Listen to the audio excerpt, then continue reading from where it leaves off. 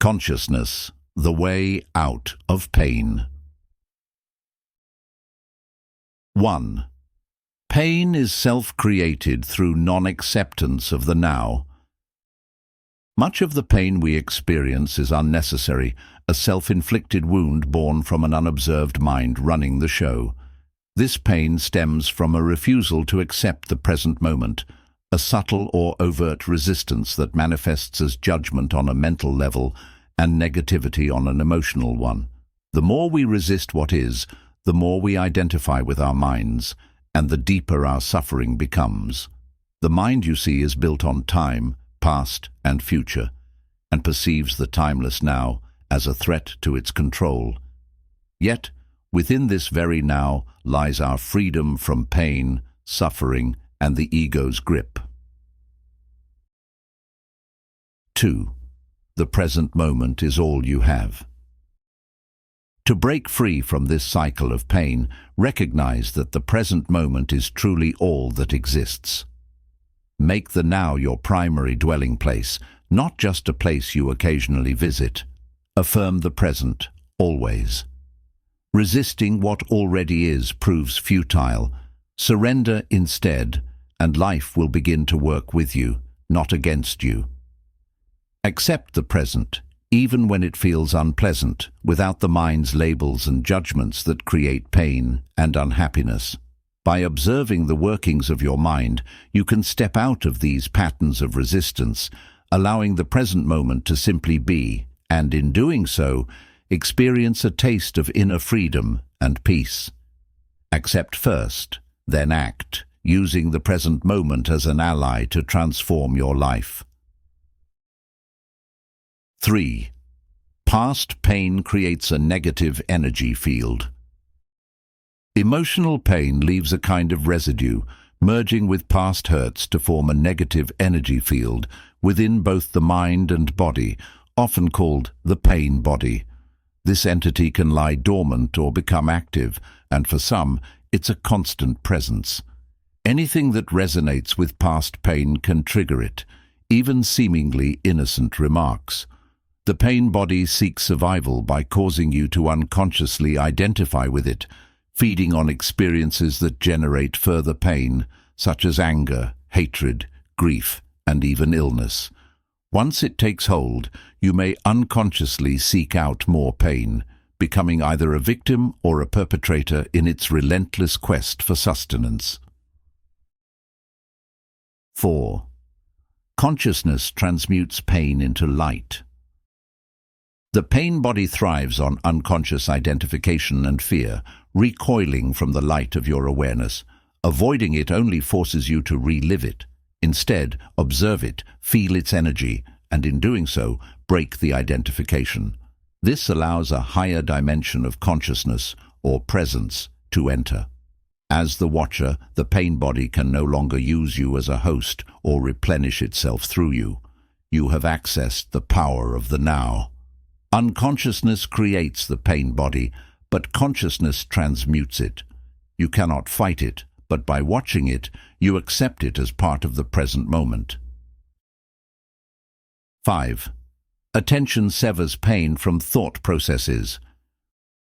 When you disidentify and become the watcher, the pain body will attempt to regain control.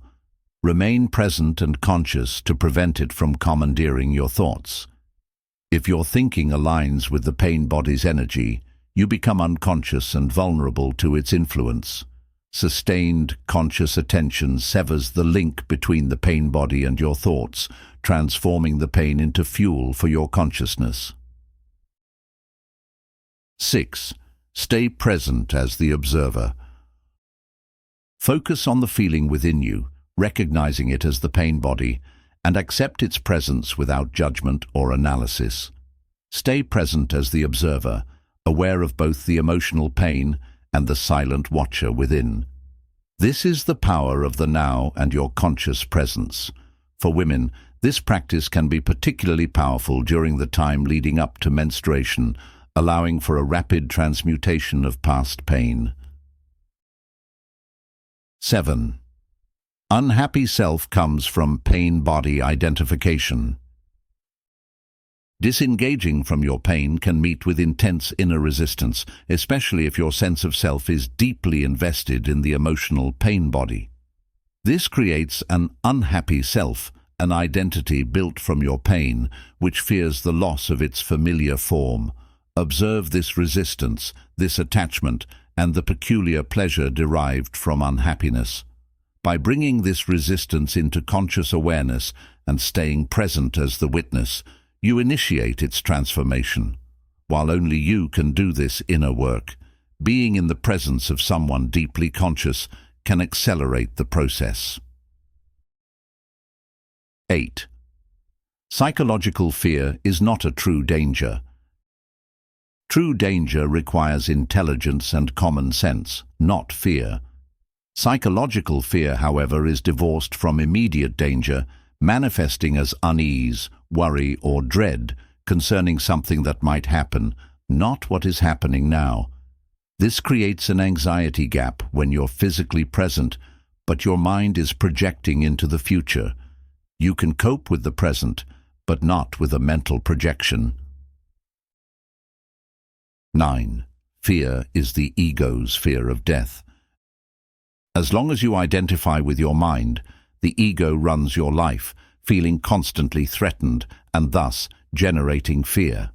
An emotion is the body's reaction to the mind, receiving the ego's message of danger, which triggers fear. Ultimately, all fear is the ego's fear of annihilation, impacting every aspect of life. Even the need to be right in an argument stems from this fear of ceasing to exist if proven wrong.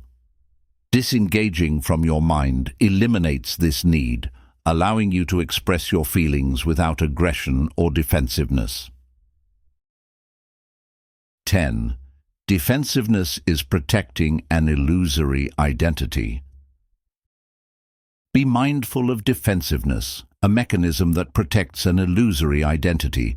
By observing this pattern, you disengage from it, dissolving unconscious habits and ending power struggles in relationships. True power resides within, accessible in the now. Those identified with their minds live in a state of fear, fluctuating in intensity. 11. Egoic mind feels a sense of incompleteness. The egoic mind carries a deep-seated sense of lack or incompleteness, either consciously felt as unworthiness or unconsciously manifested as intense craving. This drives a compulsive pursuit of ego gratification through possessions, success, or relationships in an attempt to feel whole, but the whole remains. As long as the egoic mind runs your life, you cannot find true ease except for fleeting moments when cravings are satisfied. 12. Ego needs external things for identity. The ego, a derived sense of self, identifies with external things like possessions, status, knowledge, appearance, relationships, and collective identities. These are not you, and they must be relinquished. This truth becomes starkly clear as death approaches, stripping away all that is not essential. In truth, there is no death.